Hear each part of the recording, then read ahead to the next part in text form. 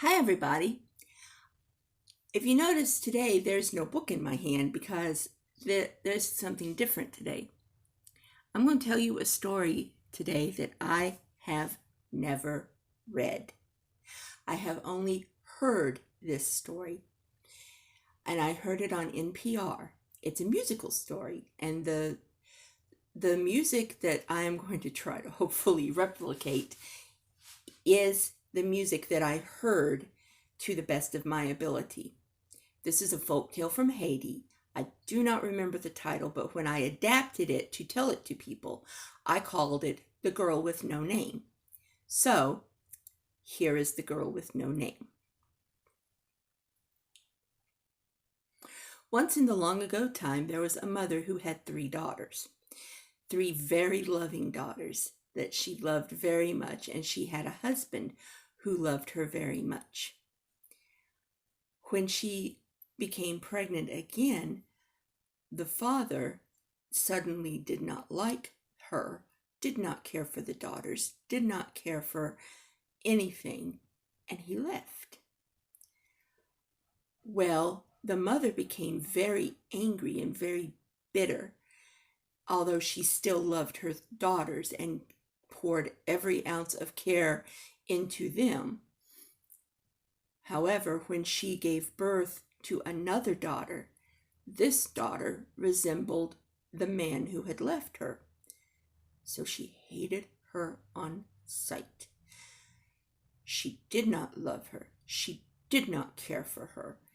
She didn't even give her a proper name.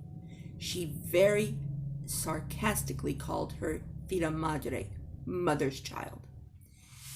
Growing up, Fila Madre was either in 2 positions. She was either working in the house or made to sit in a little corner. She was fed. She was clothed as much as any child could, but she was not warm. She was never full. And she was used to working. Work.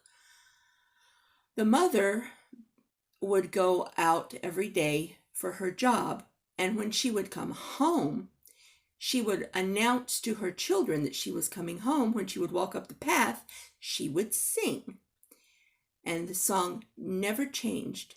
It was, 1, my darling, come to mama. 2, my darling, come to mama. 3, my darling, come to mama. Stay, Fila Madre, stay where you are. And her 3 older daughters would run out to her, and she would love on them, and then she'd come in and order Fila Madre to serve them. And Fila Madre would, because the one thing that was different about her, that no matter how badly she was treated, she had a good, loving heart. And that didn't seem to change, despite her mother and sister's cruel treatment of her. She loved them, and she wanted only their best. So one day, while the mother was out, these 3 demon creatures noticed this house full of very, very tasty-looking children. So they decided they were going to have them. But the problem was, when they would sing the song, they sounded like this. They couldn't sing it right. Fila Madre and the other daughters realized something's not right here, and they stayed put. So these creatures went to one of their minions and had their voices tightened. So one day, about 2 hours before it was time for Mama to come home, these creatures appeared at the edge of the woods and opened their mouths and sang the song in this beautiful voice The older girls were like, Mom's home! Mama's home! Fila Madre's like, no! Mama isn't home! It's too early! Mama isn't home! Please listen to me! It's not Mama! They didn't listen. They ran out. And 1, they were gobbled up. 2, she was gobbled up. 3 was gobbled up. And the creatures left. Because they thought there were only 3 in the house, because only 3 had come out. Sure enough, Mama came home, started walking down the path. 1, my darling, come to Mama. 2, my darling, come to Mama. 3, my darling, come to Mama. Stay, Villa Madre, stay, stay where you are. And instead of the loving children running out, she heard a little tiny voice, choked with tears. 1, she cannot come to Mama. 2, she cannot come to Mama. 3, she cannot come to Mama. Villa Madre is where she is. What? The mama ran into the house, broke the door open, and saw little Villa Madre in the corner crying. She saw the footsteps going outside. She went to the woods and she saw, I'm going to leave that to your imagination. But whatever she saw, it was bad enough that she let out this wail that echoed through the forest. And she ran into the forest. Villa Madre stayed where she was for a full night. And when the sun rose, she realized, if I stay here, I'm going to die. So, she got up, and for the first time that she could ever remember, Villa Madre walked out of the house. She walked down the path that she saw her mama disappear down every day.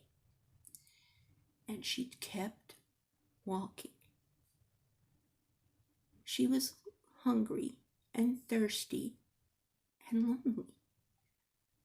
So, to keep her mind occupied during the walk, she would imitate the bird calls.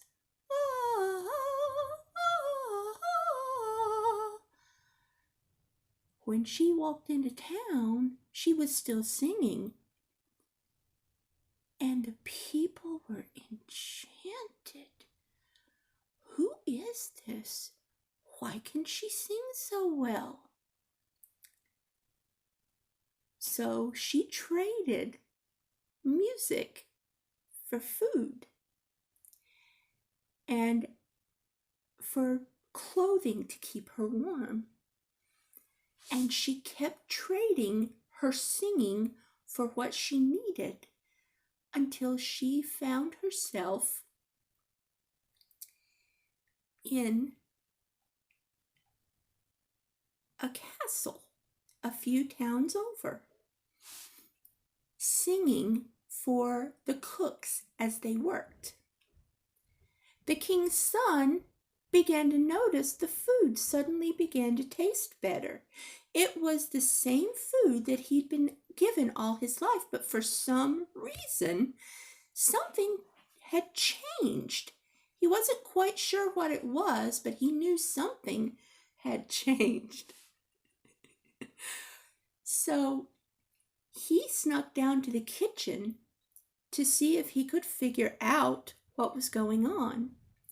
And he saw the cooks working in rhythm and working with smiles on their face, and a woman in a corner sitting on a stool singing to them while they worked. And he was taken by her voice. She wasn't the prettiest person that he'd ever seen, but there was just something about her that he could not forget. So he had her brought to him one day. And he asked her, "What's your name?" "I don't know, sir." "You don't know your name? Can you remember anything?"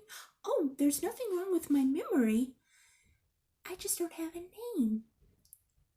"Well, are you called anything?" "Oh, yes, I'm called Philomadre." "Sweetie, that's your name." "Oh, okay." It was one of those, oh! So they became friends. And over time, he fell in love with her, and she fell in love with him. And though she was common, they married. And as the years went by, his father passed away, and he became king. And he gladly made her queen. Philomadre and her husband were very wise and kind rulers, and the kingdom prospered under their rule. They welcomed children, and they had a very distinct rule, a golden age, if you will. They had been ruling for about 5 years when a lady in waiting suddenly ran into the queen's chambers. My lady," she gasped. "There's a mad woman at the gate." "A mad woman?" she asked, curious. She said, "Yes, she only wails, but the words that she wails, one of them is your name." Well, the queen put down her brush, picked up her robe, put it on, and walked to the gate. Curious as what in the world is this? And what she saw was a woman with stringy, dirty, matted hair, wearing rags, very thin, very dirty. And the only thing that she could say over and over and over: "1, she cannot come to Mama. 2, she cannot come to Mama. 3, she cannot come to Mama. Philomadre is where she is." The queen's heart broke. She ordered the gates to be opened right then. "Don't argue, open the gates."